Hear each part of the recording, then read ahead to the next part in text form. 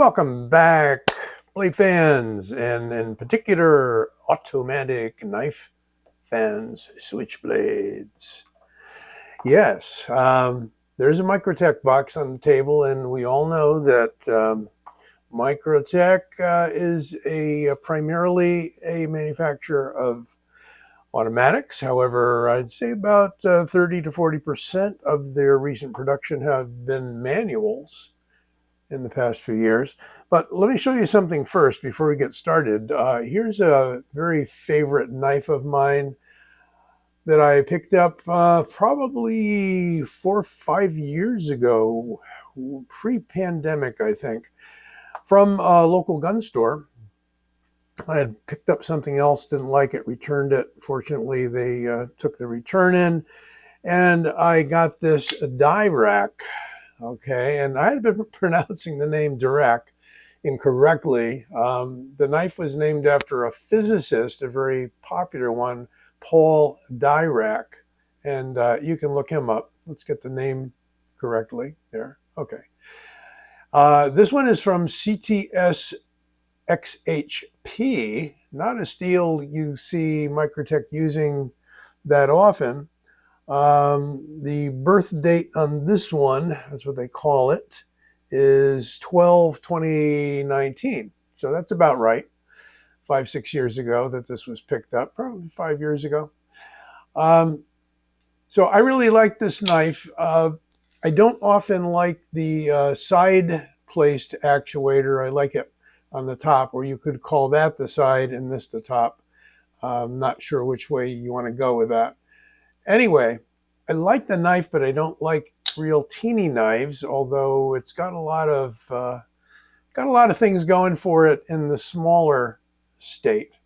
Anyway, and still got the old tri-wing screws on there. I got a tool coming to be able to disassemble this knife, although there's no need to at the moment. A little bit of spring sing there. Hear that? Bing.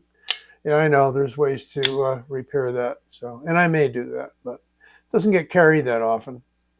And I'm not in a state where you can carry an automatic knife, so it's kind of discretionary, shall we say.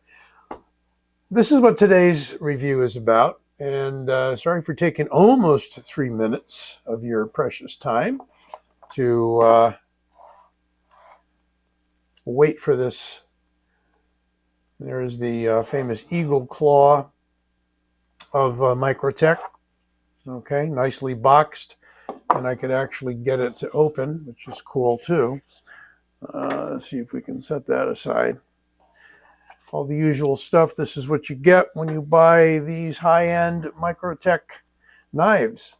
But now, and yes, I did take it out of the sealed plastic. This is the Dirac Delta.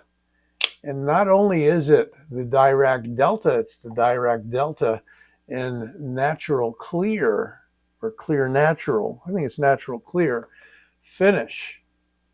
Tough to come by sometimes, particularly if you're looking for a certain setup and a certain knife. But I liked the little Dirac, and these have heavy springs on them. They're not the newer generation knives, but they keep making them, at least this guy here, in the original materials and the original configuration. So it doesn't have the crud cutter there, and doesn't have the smoother action, which I'll show you on some other knives before we wrap it up here that I have for compare.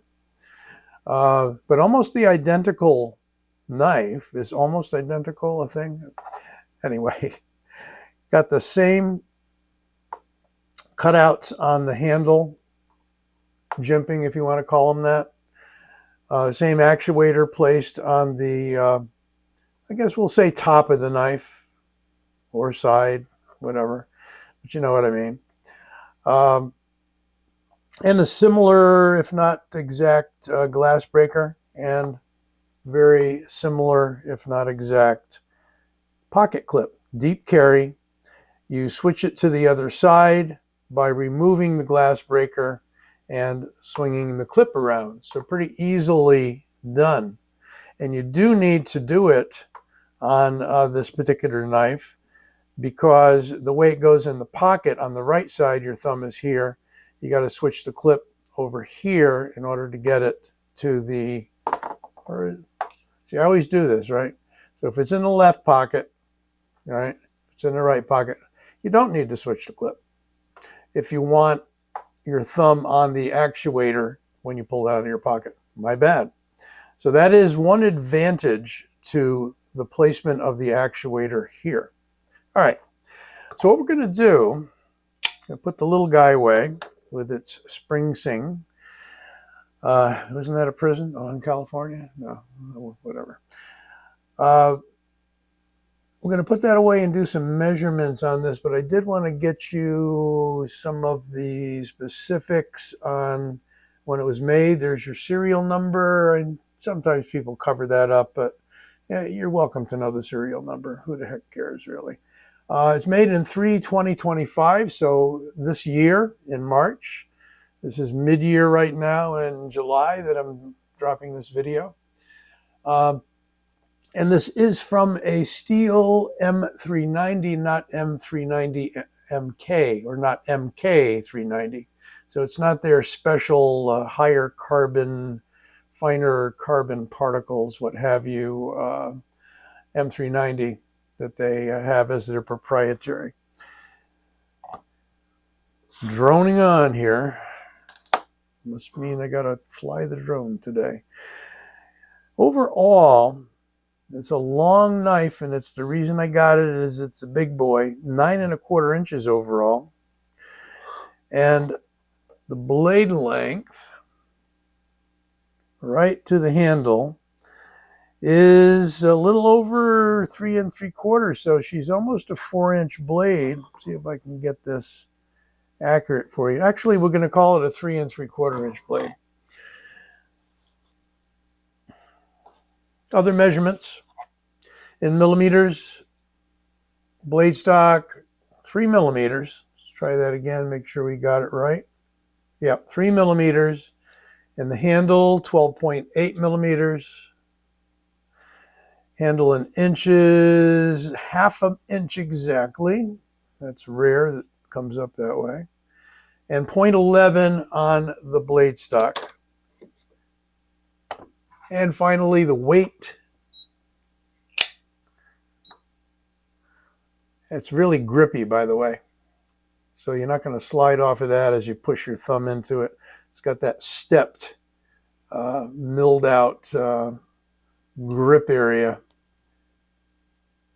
What are we in? Grams? Oh yeah, let's do grams. Because I think ounces is one step away on my scale. 125, call it 126 rounding up, and 4.44 ounces rounding up. Really not bad for such a large knife to be under 5 ounces. Of course, you've got aluminum here. I believe it's T6, and it's some of the other aspects of it that you may be aware of. It's a hardened, I think surface hardened aircraft aluminum. This anodization, I'm not sure if it is anodization, this coating, the natural clear, someone told me they had reached out to Microtech, and Microtech said it's actually a harder and more durable coating than the black and some of the other colors. So isn't that interesting? I'm going to pull a few more goodies out of the little automatic knife chest here. I guess I got to show off just a little bit and show you my case club. May not be room to back out. Let's see how far I can back out. I can back out a little bit, then we'll go back in again.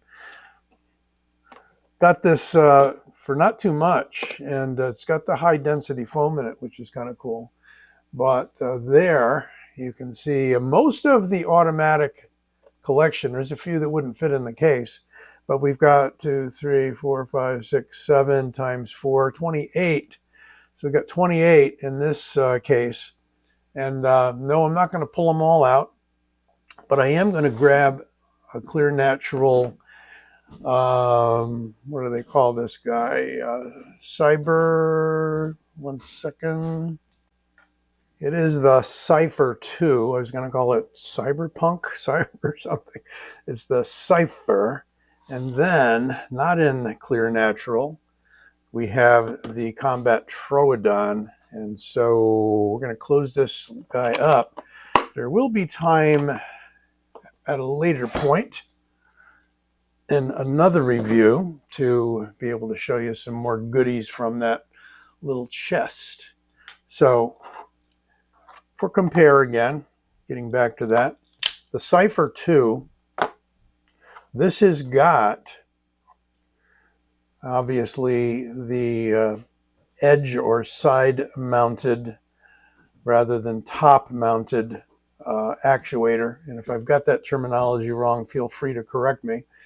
But this has the crud cutter. You can see those lines in there that keeps the dirt. It kind of drops any debris down into those slots rather than having it kind of gum up the works underneath the actuator there, the switch. But a very similar stepped switch, except a little narrower to fit on the side. And the spring action is a little easier. I'm putting close to twice the effort into this one to open and close it. Much easier. So maybe eventually they'll upgrade this. When you have as many models as Microtech, you really can't upgrade them all at once. If you've found a new technology, for instance, the zero blade play, none of these has the zero blade play, although this is the Gen is that. That's the Gen 3 Combat Troodon, also a big boy. And this guy is slightly larger than these other two, even larger than the new Dirac Delta. Doesn't have, notice the change up on the Gen 3 stuff is the glass breaker. They've kind of gone to a minimalist glass breaker.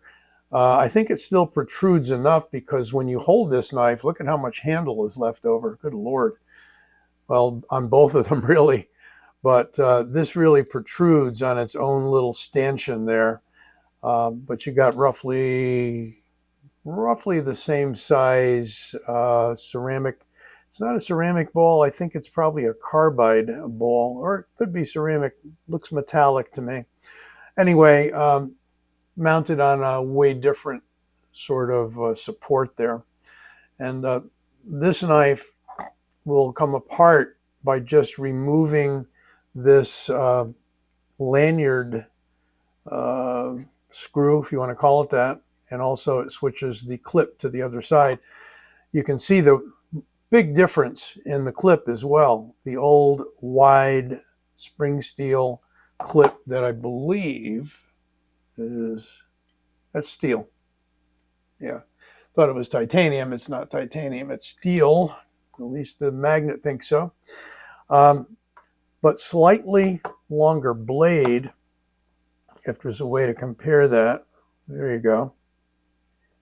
Longer blade by maybe 1/4 inch or so. So this is actually overall length. I said that the Dirac Delta was 9 1/4. This is a bit more than that. I would say with the glass breaker about 9 1/2. Yeah, about 9 1/2 with a blade of 4 inches. Pretty sure it's 4 inches. Let's see. So I got the clear ruler. Just lay it on top. Yeah. Get exact measurements. But yeah, it's a 4-inch blade, maybe even a tiny bit more, 4 1/16. So yeah, Combat Troodon does take the award there for the larger knife, but not by a whole lot. So if you have the Dirac Delta, I know that if you have the Dirac, teeny little thing really, and you'd want it in a larger version, you've definitely got it with this one. Well, there you go. I suppose we could ask ourselves if this is sharp. I usually do that. It's just a paper test, so you know I'm not saying it's you know, edge hardness and this and that. It's going to be, you know, supreme and so forth. But let's see. Yeah. Is one edge really sharper than the other? I guess it might be. That's one edge. And look at that. Ah. Oh, well. Basically, what I find is in those cases with the paper is it means that the knife doesn't have the teeth to grab the paper.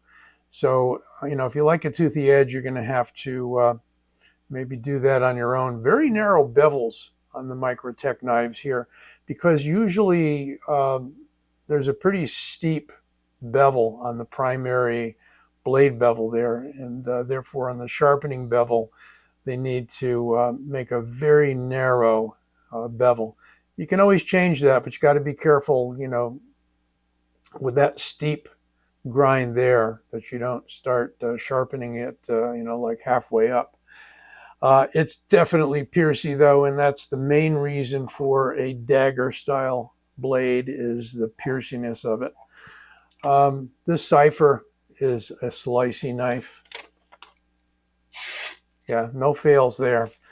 So you see with that higher grind on the primary bevel, and even about the same ribbon that you see here on the sharpened bevel, you've got probably a finer edge, and that's helping us out. Well, let me know what you think of the, this is not a new design by any means. It's been out a few years, but I'm happy to have finally picked it up. This was my own purchase. And this came from White Mountain Knives, believe it or not. They do sell autos. They have to be sanctioned to be delivered to your state, however. But if you have any questions, you can always ask Justin. But yeah, White Mountain Knives, White Mountain Autos. In fact, recently he took down the White Mountain Auto separate website and just created dropped them all into White Mountain. So you'll see them come up if you do a search. So you do a search for Dirac, and you should see any Diracs that he does have in stock. And even if they're not in stock, put your email address in and wait, and they will send you a notification when they're back in stock. Well, that's it for today. Right about now, you'll see my logo over here. Don't forget to click on it, and you can subscribe to the channel if you haven't already. Be well. Take care. Stay safe.